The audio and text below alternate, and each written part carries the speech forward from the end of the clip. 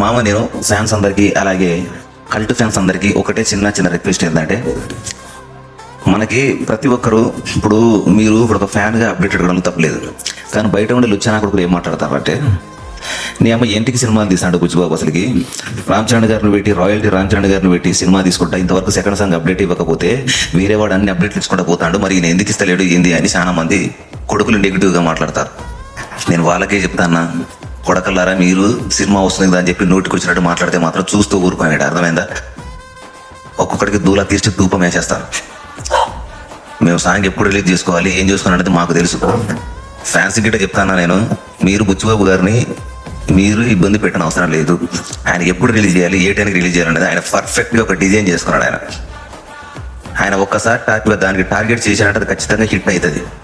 అందుకనే ఆయన second song కొద్దిగా టైం తీసుకుంటాడు. ఫ్యాన్స్ గిట్ట జర్ర ఓపిక పట్టండి, ప్లీజ్ కైండ్లీ రిక్వెస్ట్, కొంచెం ఓపిక పట్టండి. సెకండ్ సాంగ్ ఆన్ ద వేలో ఉంది, వస్తుంది.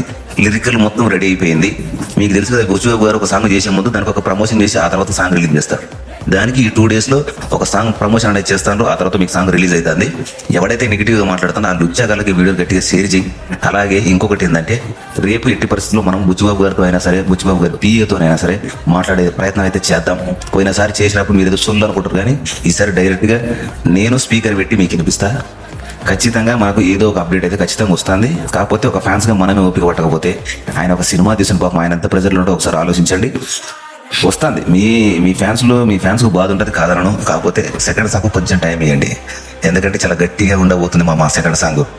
తెలుసు కదా రామ్ చరణ్ గారు ఏం చెప్తారు, కొంచెం ఓపిక ఉండాలి. దీన్ని సాధించాలన్నా you have to have patience. That is అది మనందరం పాటిద్దాం. ఓకే, దిస్ ఇస్ ముఠా మేస్త్రి సైనింగ్ ఆఫ్.